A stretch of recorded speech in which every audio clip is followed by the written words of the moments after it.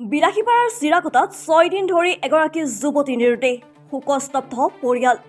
বিলাসীপাৰা সমজিলাৰ অন্তৰ্গত শালকুচা আৰক্ষী চকীৰ অন্তৰ্গত চিৰাকুটা গাঁৱৰ এজনী যুৱতী যোৱা 18 ডিচেম্বৰ তাৰিখে জমদুৱাৰ MD স্কুলৰ ছাত্ৰী আলিফা বেগম ঘৰৰ পৰা স্কুললৈ যোৱাৰ পৰাই নিৰুদ্দেশ হৈ থকাত পৰিয়ালৰ লোক শোকত ভাগি পৰিছে।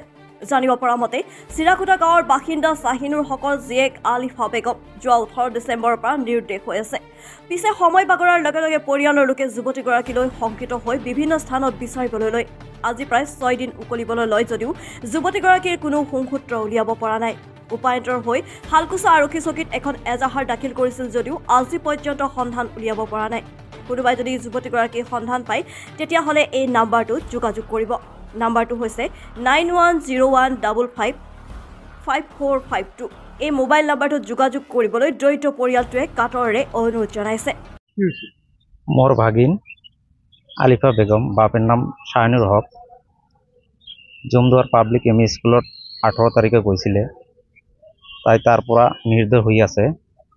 আমি এইটো শালকুচা আৰক্ষী থানাত এটা এজাহাৰ কপি দিওঁ। আজি এক সপ্তাহ পাৰ হ'ল, কিন্তু আৰক্ষী থানাত শালকুচা আৰক্ষী থানাত কোনো গুৰুত্ব দিয়া নাই। এতিয়া মই হিমন্ত মামাক, মুখ্যমন্ত্ৰী ডাঙৰীয়াক, DGP সিঙক মই অনুৰোধ জনাওঁ যে এই আলিফা বেগম অতি সোনকালে উলিয়াই দিয়ে যেন, সেয়ে মোৰ কাতৰ অনুৰোধ থাকিলে।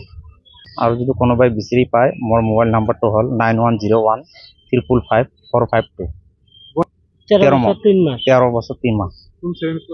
অষ্টম শ্ৰেণী, চিৰাকুটা part 1, Jamduar public ME school. স্কুলত গৈছিল, স্কুলৰ পৰা 10টাৰ পৰা নাহোৱা হৈছে।